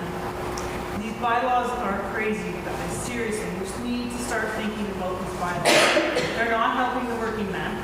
See, there was some guys bringing trucks into town here that were totally loaderless in the summer on soft asphalt. And then they were leaving them on certain streets here, and it was buggering the streets too. Yeah, that I understand. Yeah, and then they were leaving them idle, actually parked them in front of the neighbor's house actually instead of their own. So was some of the issues. Did anybody talk to them? Well, maybe you can't. Yeah, they did, and then they did end up moving Yeah, anyways. Yeah. But like he said, like if you make a spot there that a guy can pull his truck in, separate. it'd be encouraged. I don't think it's a big issue in town here, it's just that it has happened. The problem with that, having them parked over there, then somebody's got to start up a vehicle, drive over there, leave their vehicle there, drive back. It's, to me, that they need to be able to take the trucks home. 50-50. Like in the winter months, it's not as big a deal, but in the summer, But he's right, when the weight's there, you reckon the streets in town. And I wouldn't want that because that costs us more money in tax dollars. yeah. Having a parking spot for trucks to park somewhere that's not going to wreck the roads, because that's a Great Hauling Road that used to be. It's still probably as solid as ever. It's still a better place to park heavy loads than it is on the street. So I'm not against it. what about security? What? You got a bunch of trucks idling over there. No security. So, just because we go on the truck idling issue and the budget issue, we already have, the municipality already has a nuisance bylaw regarding vehicle idling. So that's not new. All we've done is brought forward is the new bylaw. So that context is already there. That bylaw's been enforced for in place for quite a few years now. So it's not a new thing. We just take that content and brought it into the new nuisance bylaw. So we're not changing anything, we're just bringing it forward. And that's what council is basically back in consideration now. Is that for the way true? There is a noise part in the existing current bylaw, which has been incorporated into the new bylaw, but council has revised it. So it's, well, for example, there's a lot of bylaws that are already existing that we've actually updated. For example, the Stowage bylaw right now says that people can be incarcerated if you're in storage. But we're not going to incarcerate anybody, so that part of the bylaw is being brought back into the bylaw. So the debate is good, the discussion is really good, but this noise portion as far as vehicles idling, this is not new. This was in place for quite a few years. So what's the new bylaw say? Noise and what else? So I suggest going on to our municipality website, and the agenda was brought for first and second reading, and all it's right there for reading. But you can't tell us what it is? Today I'm prepared to talk about our capital budget for 2025, or 5-year capital plan. Not in the bylaw, but we have had discussions before. It is public information on our website. In regards to security, how much damage in terms of vandalism was caused in dollar amounts this year, or 2024? I don't have that dollar amount now, but we do have a council meeting that's coming up in Tuesday next week. I'm just saying for $80,000, like how many years would it take worth of, damages to get to that amount? It would be worth investing that much in security. Second to that, I just happened to think, I was driving by the other day, why doesn't the RMER have a fence around it? Like, would that not be a deterrent? And that would be something we consider with it as well. That could be incorporated too. Like, I'm just saying anything that is physical or manual or whatever is far more reliable and less vulnerable to being hacked or whatever. Technology just doesn't, it doesn't age well. You know, you can invest in technology today and 10 years later it's obsolete. So you can spend a whole pile of money on stuff that might be half the price 5 years from now, or your water meters, they just don't work, or whatever, you power grid, stuff like that. Or put a steel door over your window or shutters or something, right, that just, to me, seems like a better use of the money, but. That's actually excellent feedback. So each building will be doing a risk assessment, and security will be security systems, but it could also expand to fences, steel doors, whatever that inspection we say this building needs, and just fill the blanks. And then based on the building, based on the contents, based on the operations, we would incorporate that into determining what security upgrades to put into what buildings. So at this stage, it's just a placeholder for 40,000. We're not saying we're spending on this. If we did get some quotes, and there was some obvious oversights where we needed to enhance areas here and areas there. So rather than just doing an ad hoc kind of let's put this together, this building, that building, we want to actually have a strategy as far as what are our highest buildings, what are our high value buildings as far as contents and operations, and what we focus on first. So if you've got 40,000 placeholder, we may not spend all that. The idea is we've got a budget set aside for that purpose. And who does the assessments? At this stage, we have not got someone selected yet, but it's going to be someone who's experienced that area. So then, be private or local? Like it would be like a municipality, like an unelected corporation that would do the assessments? That's a really great question. I'll take it as a takeaway, but I don't have an answer to this toss. Another question, the landfill is supposed to reach capacity by 2030, and yet I don't see anything in the budget for replacing the landfill. That's correct. So you're not going to do anything, you're just going to fill up and then what? Well, there was landfill options looked at previously, but in this budget, council has not included the landfill in their capital investments. So then what do we do, roll it to Swan, or like, what's the plan? That's the plan that the government has, that we're just going to end up being a transfer station. That's the plan for all the hours. Was there not a, So why are we bidding on land this fall? Like, you were going to buy land to do it, and now you just aren't doing anything. So we did have a resolution from the council, I think that's what you're referring to, Nelson, is there was a resolution. Council voted on that resolution and it was defeated. But what we're looking at right now is we have heard from the consultants on how to prepare that proposal, is that the federal government is moving to, right now it's currently east to west, where they're trying to not provide permits or licenses for new town landfills. They want everybody to move towards regional landfills. And if that happens here, when our landfill is full, we may not be able to get a license or a permit to actually build a landfill, which means we have to go to a regional landfill, which in this situation, in this area, would be a Swan Valley River landfill. So you like invest all this money in what you're doing, then you tell people, oh, you can't treat garbage here. Like, then they're just going to move away. Like, is that not logical? So there's a pad of paper on the back. And actually, we'll go to this meeting recording as well, so we can write it down. But that will be feedback we take back to council for discussion. So maybe we could use that 40,000 to buy some of these houses. How's that? Maybe we could use that 40,000 to buy some of these older houses. And we could put grass there. Oh,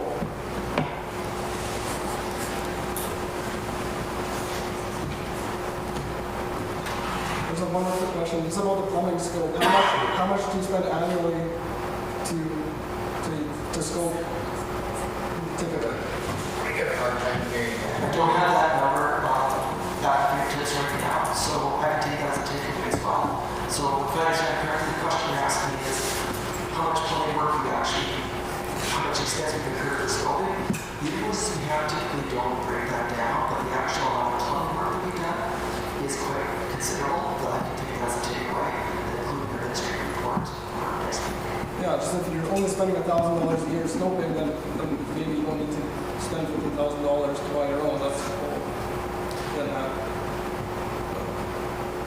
And that comes with an operator, like $1,000. right, It comes, yes. they just give you a piece of paper, maybe.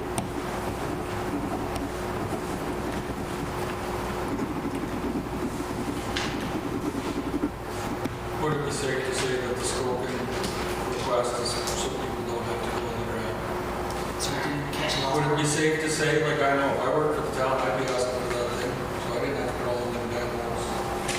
Right? And I would totally respect that. Confined space, putting people at risk for a $10,000 scope.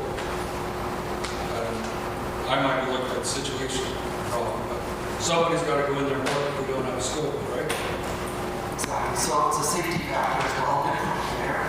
Also, it's a Like, factor. is that, am I understanding what it's being used for, correct? Well, we currently don't have scope, so if there's a live problem, you've got to get a contractor to do the inspection. So the idea is that we can do these inspections ourselves, rather than waiting for somebody to be available for that. Then it just saves time, increases efficiency, reduces costs. But it doesn't, that scope does not go in where somebody can go into. It's for narrow lines leading out of houses or into houses, right? It's for, It's not for culverts and stuff like that. You could use it for. it could be used for getting it fitted.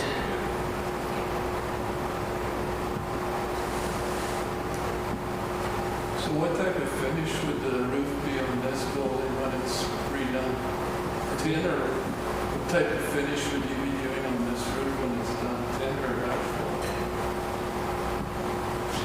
Have you considered? Well, yeah, that'd be part of the system, whichever works cheaper. Why cheaper? Why not long term? I know what you're saying, you can go ahead and go to tin and have a longer lasting or whatever, but then I know people that have tin roofs or whatever, when it comes to hailstorm or whatever, well, you're going to get to replace the tin, it's got a few dings in it, so they replace the roof. I don't know what the lifespan is. We've had tin for how many years? I've got 10 for 20 years in my house, and we've had some hail that never damaged it. Depending on the grade of tin that you're getting to, I guess.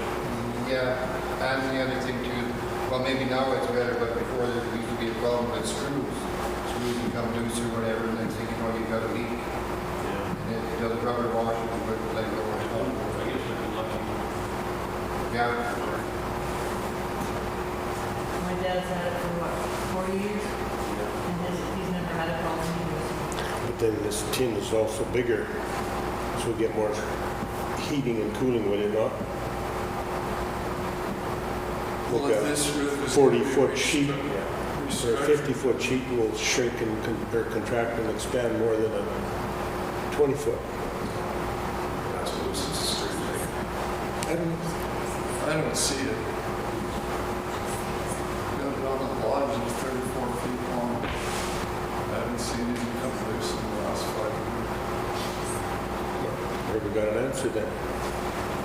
Put it on the church, but I put them at 18-inch centers. All the screws, plenty of screws. With way more strength than didn't go into 3 feet. Lumber's cheap when it comes to it.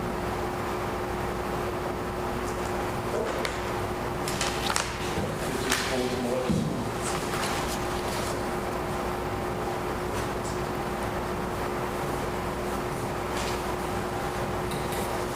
is there any other questions regarding that?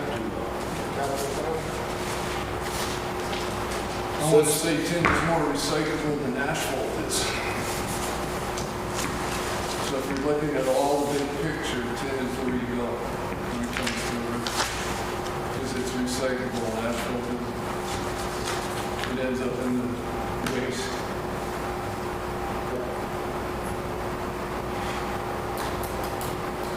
So Bowsman Sewer Lagoon, or whatever you want to call it, that's $3.5 million? You said 3 3 and a quarter? and a quarter? Yeah. Well, That's an estimate. So what we did is the natural water sources,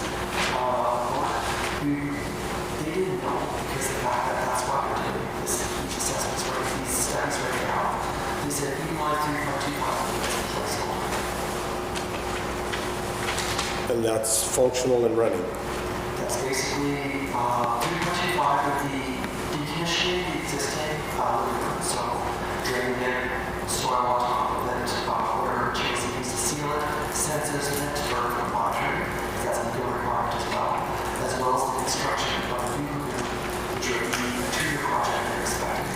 So basically all construction costs. So we said placeholder 3.25, but again, that's why we're doing the feasibility study to find out what the cost would be. We had still be done and we budget now. We said these 3.25 for the time being.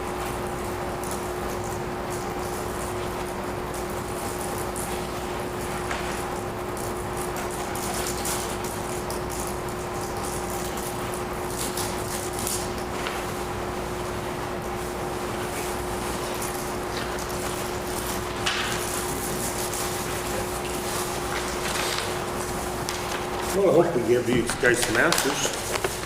I said, I hope we give you some answers. So do you see that Beals crossing being a long bridge put in there because of the dip that you drive down across it? Well, this was, years ago that when we had that big flood and there was a lot of port crossings going out, I believe it was 8 or 9 years ago. And at that time, the government was moving away from port crossings. They didn't want to see any, so that's why they're putting the span bridge on. Correct, but that's good. You gotta drive down across it, and that's such a long span. Are you thinking of there'd be still That'd be all up to the engineers. is it an expensive Yeah. span to get across to keep that road at that elevation? Truckers love that. Keeps them going slower too. Down through.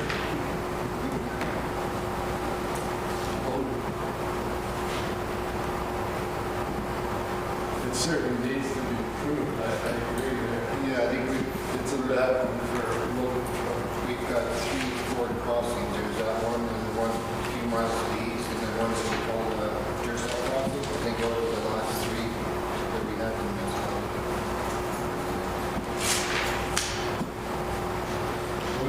What kind of repairs do you have there? Do we anticipate at the silver river bridge that is it going to go out that like you put a bunch of piles in here a few years ago?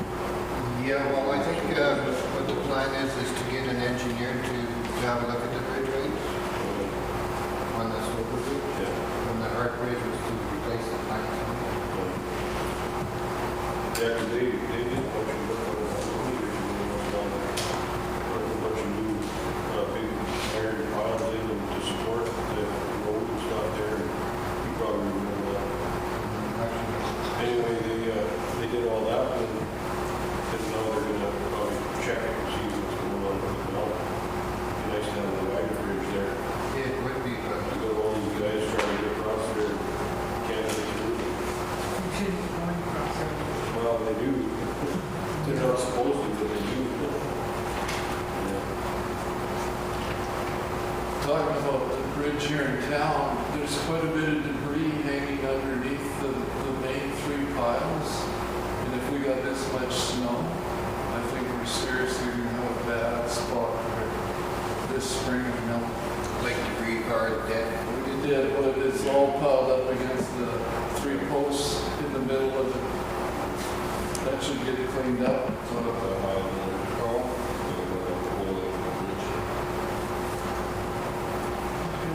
That could hang up and cause more trouble with the washout. yeah. Because the west side has got a burl underneath it where it'll start to just swirl it and wash that out. If we get a lot of water, you could lose that road, that bridge this spring. Just a heads up.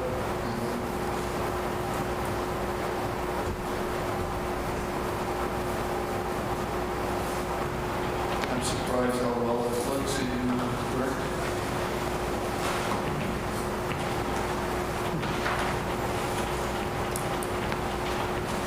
Were there any questions? 100 million.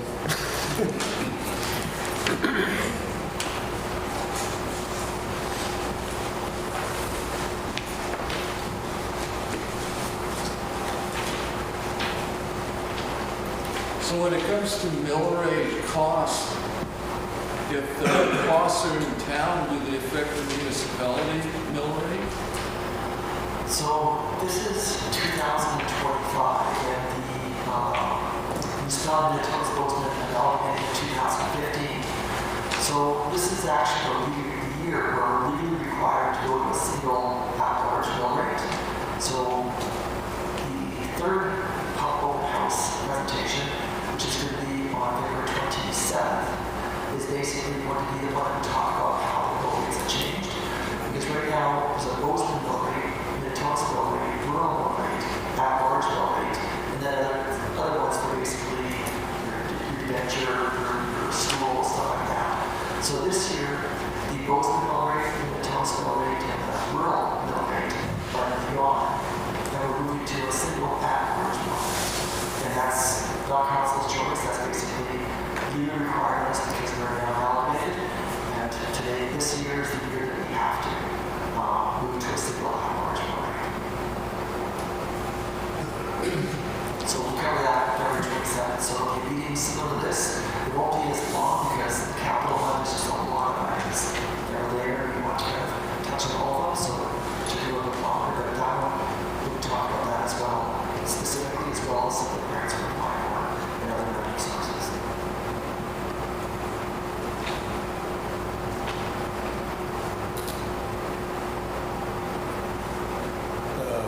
The trailer parking area out there, I know it's a good thing.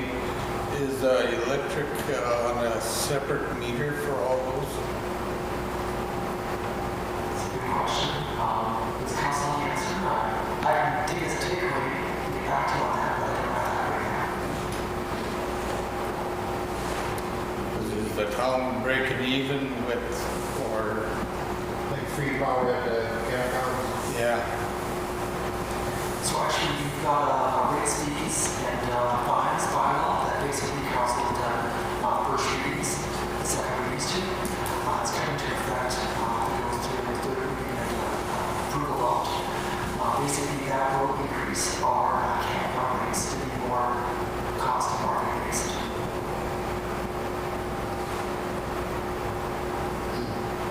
Yeah, I don't know what it is. Also running after all summer.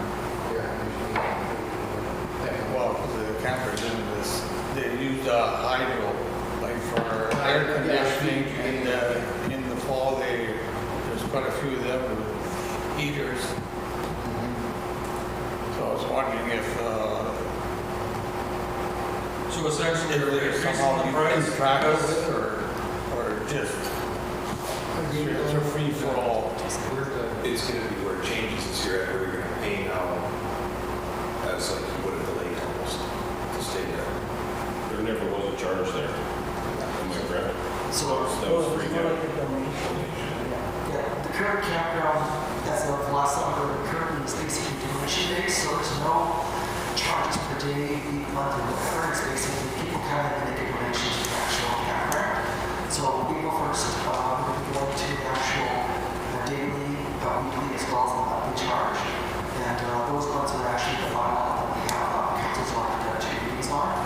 But we need to be able to cover our costs. Basically, the campground historically been taking a loss every year. So this will basically make it where we're covering our costs, maybe making a small amount on it. I don't have the exact profit loss information right now, but basically the rates go with it. And the increase will be based on what it's costing, it's not to be competitive, correct? It's Like just as well, like is charging $20, we're not doing that, we're gonna do it to make money. It is basically cost as well as comparable. So we looked at our costs. We also looked at what other campgrounds in the Swan Valley area are charging. The council did a lot of deliberation on that. After that, those rates and fees to compare the discussion.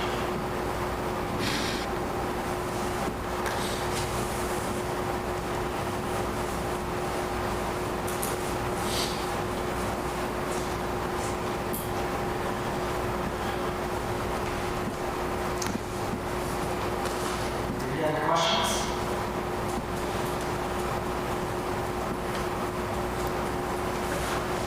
Why were we giving it away for free till now? Why giving away free camping up until now? It wasn't that way, Dale. It started out good, everybody was making donations, and then it got into what it became this year, where people were becoming a permanent home. And then that's what it became. So it started out good, everybody donated, it became this, what it is today, and that's why we changed it to where we're going now. Yeah. So for the campground, you're getting permits, basically, what you're going through each day, making sure people have permits. If they don't, they'll be given a warning, and then if they still don't, you'll say that's coming.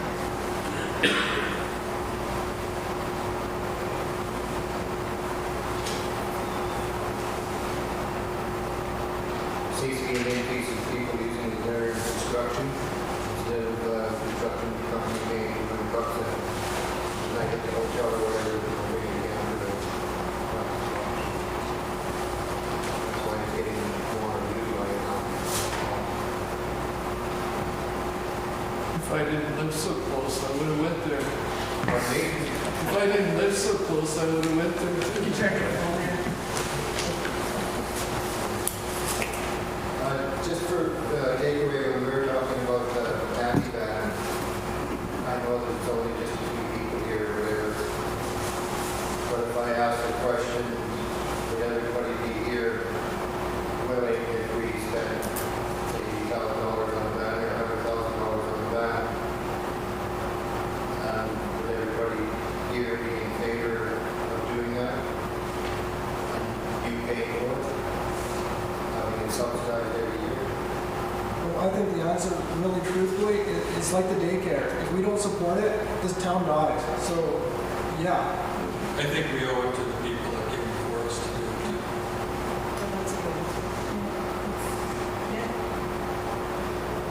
So everybody's here, yeah? And, yeah, no? Come on, Ed. I'm just asking because there's not many opportunities that you get people to come in and do the I really think there should be some public awareness, though, like not very many people know about the service. So maybe we should maybe promote it. I think the ridership would go up if we Well, promote it. the handyman has been here for 20 plus years. Yeah, but people change and elderly people haven't used it, and I have neighbors that haven't known about it. My grandma, 10 years ago, she'd be introduced to it. She wasn't aware of it. She Well, really enjoyed it. You could put a little thing in your quarterly letter, Yeah. a little 2-paragraph thing and telling people about it. Because like you're saying, if you have the handy van, it encourages more people to stay in town, or the older folks to stay in town. I don't know, maybe. It needs to be explained better, the use of it, so that people are aware of how well it can be used. Because a lot of people think of it as I've heard the story, well, it costs me more if I gotta stop here, here, and here. Well, it'll cost you to start your vehicle $5 every time you turn the key on, so make the choice, do you want to drive or not? And I see people have made use of it through the lodge, but yet, if you got your own vehicle, you're not. But there are enough people that could use it if they understand how well it works for them.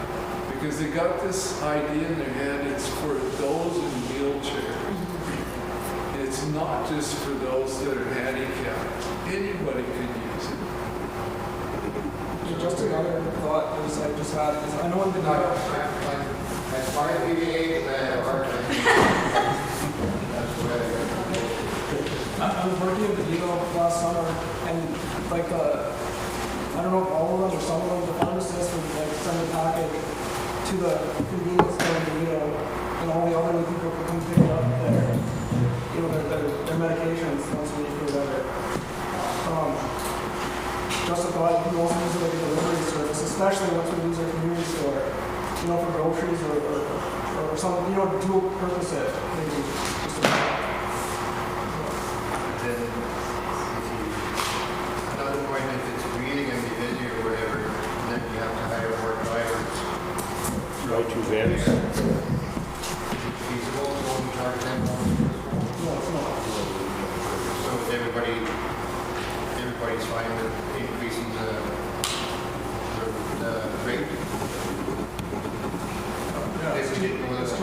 your vehicle and all that stuff, yeah. I know that- And buying a house and, There are people on fixed incomes or whatever, trying to make ends meet. But it is the cheaper than insurance. Yeah, trying to drive your own car.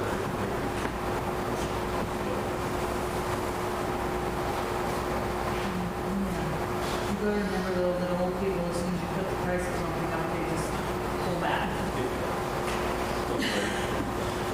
Well, it's still a service that's It's a good service. operated, it's a good service, yes. Once they, it's a lot less stressful for them, once they realize that somebody's there to help them get in, on, down your appointment and back, it's a low, it ends up being a low brainer, pretty soon it's like, okay, well, $15 or whatever it is, to go and come back and a couple of stops, it's a lot less stressful for me than trying to worry and get my car started and maybe get somebody else to drive me to Swan or whatever, you know. But then if the ridership really increases or whatever, and you've got a 10 o'clock doctor's appointment, and somebody else has one at 2 o'clock, Yeah. then. Well, Mark then how schedules do you- it. With only one bus or whatever, somebody's gonna say, sorry, we can't keep you. You could spend a whole day in town Yeah. waiting for everybody else's appointments. Mark does have a pretty good, like, schedule plan, yeah. But that's only because it's a limited ridership. But if your ridership really starts going up, then we can be able to accommodate the people with the appointments. The best time to worry about success is when you actually get there. That's right. Yeah, That's right.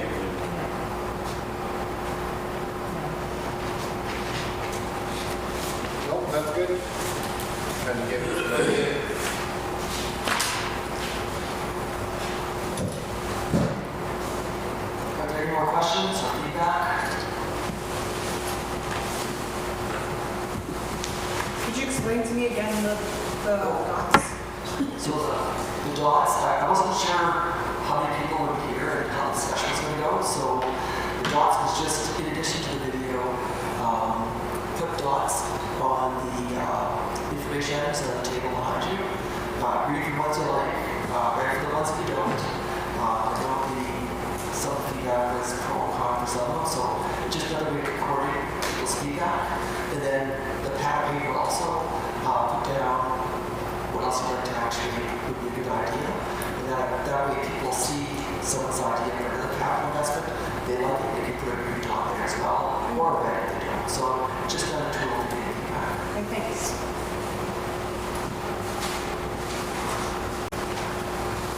You guys didn't get red and green dots. You got it all last. Thank you very much. Yeah, thank you guys for coming. Thank you. Thank you.